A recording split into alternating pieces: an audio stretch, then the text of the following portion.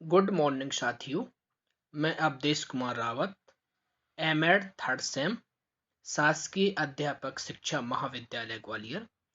आपको आज मैं रिव्यू ऑफ लिटरेचर अर्थात संबंधित साहित्य के बारे में कुछ चर्चा करूंगा, कुछ बताऊंगा। ये एक छोटी सी प्रोसेस है जो आपके एमएड के फर्स्ट सेम में इसको काम में लाया जाता है। यहीं से आपका रिसर्च का काम, शोध का काम शुरू होता है। इसके माध्यम से आप अपनी शोध के बारे में जानकारी जुटाते हैं। कितनी मेरी शोध के बारे में काम हो गया है, कितना मुझे आगे करना है, क्या प्रोसेस है, किस तरह मैं करूंगा, अर्थात अपनी शोध के या अपने टॉपिक के बारे में रिव्यू करना, जानकारी प्राप्त करना ही रिव्यू ऑफ लिटरेचर है।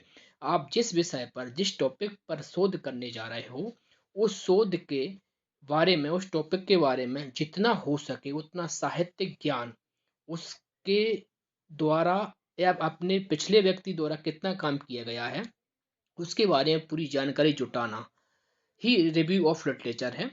जैसे मैं आपको बता दूं, एक नमूना मेरे पास है जो मैंने किया था पिछली बार। मेरा जो साहित्य मैंने किया था रिव्यू, तो मेरा टॉपिक था जो आपको दिख रहा है। मेरा टॉपिक है प्रारंभिक शिक्षा के गुणात्मक विकास में बीएसी की मॉनिटरिंग की प्रभावशीलता का अध्ययन शिवपुरी जिला के संदर्भ में। ये मेरा टॉपिक था, इस पर मैंने रिव्यू किया था। तो मैंने बहुत सारे बीएसी सीएसी जो भी यहाँ से रिसर्च करके गए उनकी थीसिस पढ़ी, डिसर्टेशन पढ़ी, और फिर मुझने एक रिव्यू बनाया।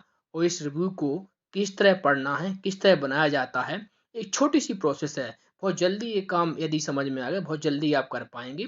तो ये मेरा फ्रंट पेज है। इस पहला पेज इसका जो बनता है वो इस तरह बना जाएगा। ये मैंने अपना घर पे ही टाइप किया था और आप कहीं भी टाइप भी करवा सकते हैं। तो सबसे पहले इस पहला पेज जो है उस पर आपका टॉपिक आएगा। फिर आप जिस जिले के संदर्भ में कर रहे हो उस जिले का नाम आएगा। जी अपने कॉलेज का, जो अपना कॉलेज है उसका क्या है ये देखिए साथियों, ये अपने कॉलेज का ये मोनो है, मोनो आएगा। फिर आएगा जीवाजी विश्वविद्यालय ग्वालियर मध्य प्रदेश की एमएड उपाधि की आंशिक पूर्ति हेतु संबंधित साहित्य का अध्ययन, रिव्यू ऑफ लिटरेचर। ये मेरा सत्र 2020-22 का है। इस समय मैं थर्ड सेम में हूँ और मेरे मार्गदर्शक जो थे वो थे श्री मुकेश कटारे जी, या अपन का डॉक्टर मुकेश कटारे जी, और मेरा नाम अवधेश कुमार, जैसा कि मैंने अभी बताया आपको। अब आप पहला पेज आपका जी हो गया। अब आप चलिए दूसरे पेज पर। देखिए आपको दूसरे पेज के बारे में बताते हैं। इस पर हेडिंग आएगी संबंधित साहित्य का अध्ययन, और फिर शीर्षक लिखा जाएगा जो भी आपका शीर्षक है।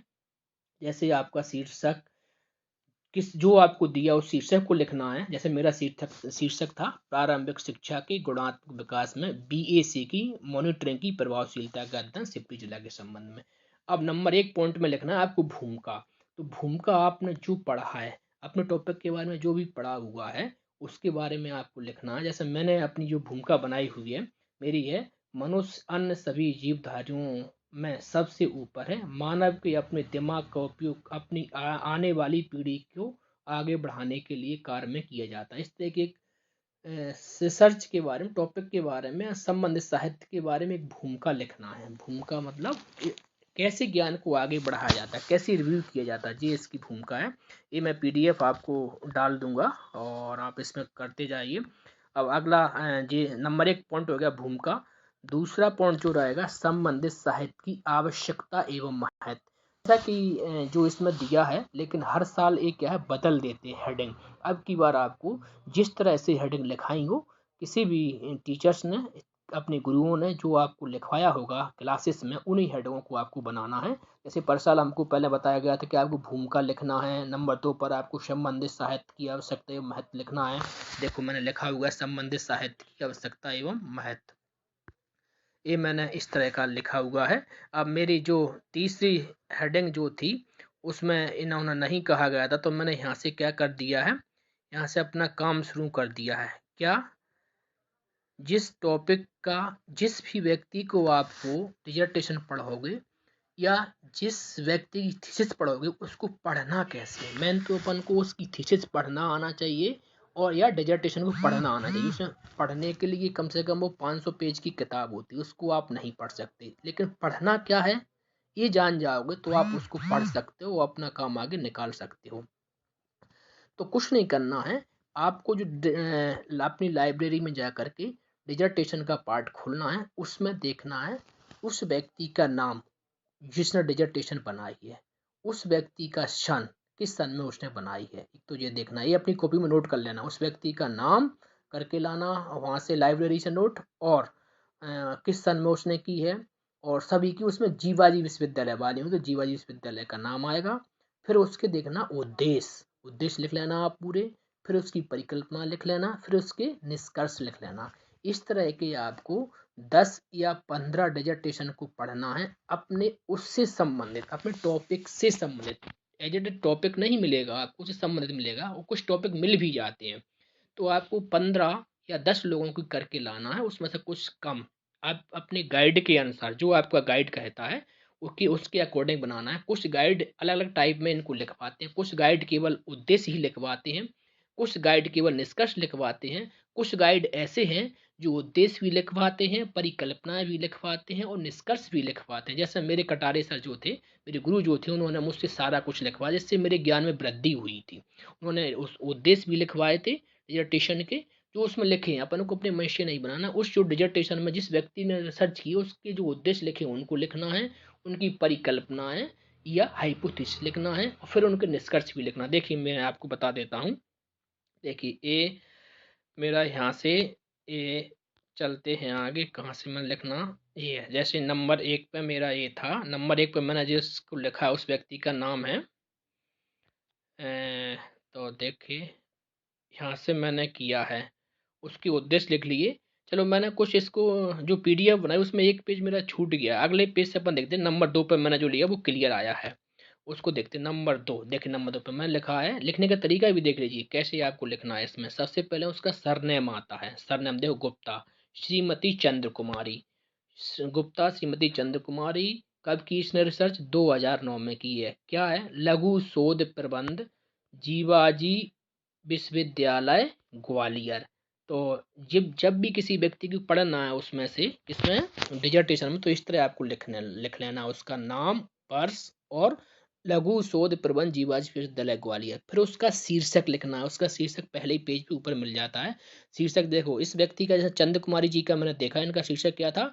प्रारंभिक शिक्षा के क्षेत्र में जिला एवं विकास खंड स्तर पर समांतर शैक्षिक एवं प्रशासनिक व्यवस्था का अध्ययन, जी इनका टॉपिक था। किस जिले के संदर्भ में था? दतिया जिले के संदर्भ में था, और भांडर विकास खंड के संदर्भ में था ये। तो ये इसका क्या हो गया? शीर्षक लिख लिया अपन ने। शीर्षक लिखने के बाद फिर अपन को इनके लिखना है।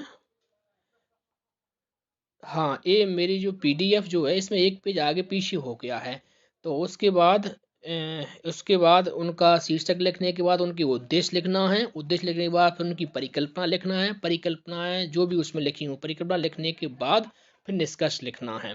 इसी तरह से आपको करना। देखिए ये मेरा क्लियर है। फिफ्थ वाला अपन देखें तो रघुवंशी सुमन जो है, जो 15 से 17 बैच की है, और इन्होंने लघु शोध प्रबंध जीवाजी विश्वविद्यालय ग्वालियर लिया है। शीर्षक क्या है इनका?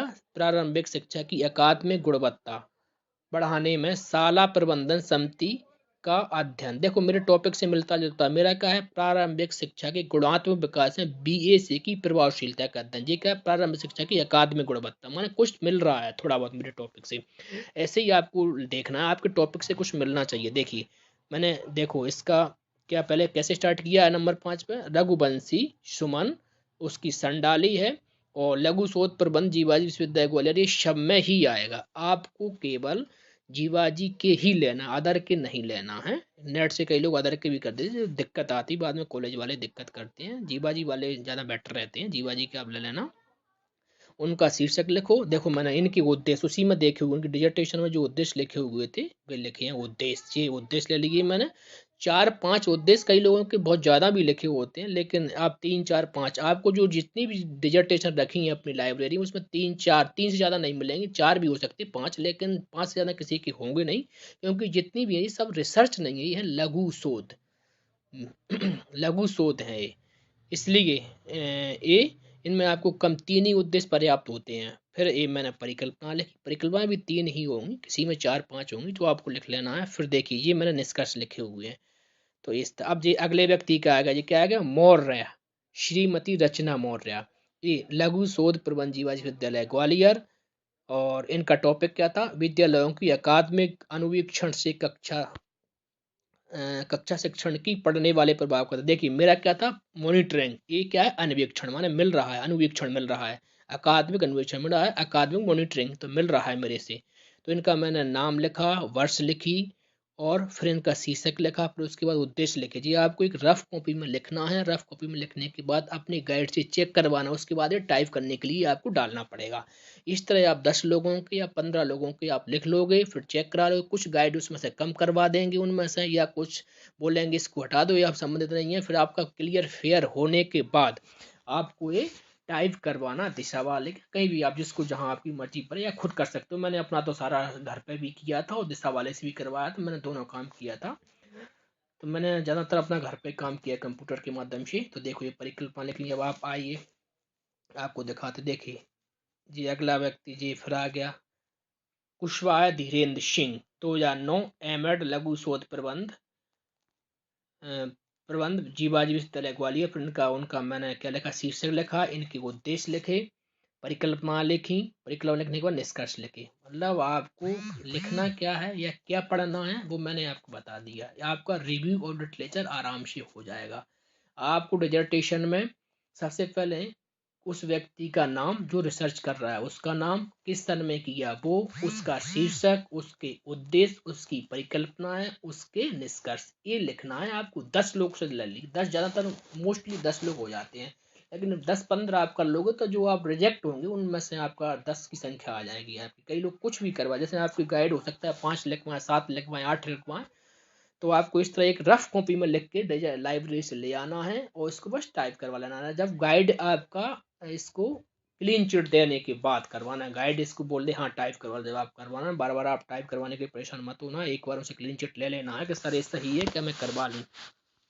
इस तरह आपका रिव्यू ऑफ लिटरेचर हो जाएगा। अंतिम में जो पॉइंट था हमारा, उन्होंने कहा था साहित्य की समीक्षा के बारे में लिखो। तो अपने टॉपिक से संबंधित जो समीक्षा है, साहित्य की समीक्षा कैसे क्या होती है, तो ये है, साहित्य के समीक्षात्मक विचार के माध्यम से शोधार्थी द्वारा किए गए अपने विषय से संबंधित साहित्य की प्रभावशीलता, व्यक्त एवं सार्थकता को दृष्टि पर रखने का प्रयास निरीक्षण करता या मार्गदर्शक के समक्ष प्रस्तुत करता है। ये इसके साहित्य की समीक्षा की भाषा है।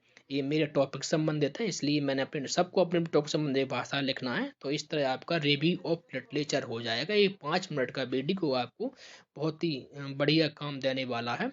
तो यही मेरी आपसे गुजारिश है, ये आप इसको अच्छे पढ़ लीजिएगा, वीडियो को बार बार देख लीजिए। यदि आप कहते हैं कोई क्वेरी वगैरह है तो आप मुझे ऑनलाइन क्लास करने के लिए मैं तैयार हूँ। जय हिंद।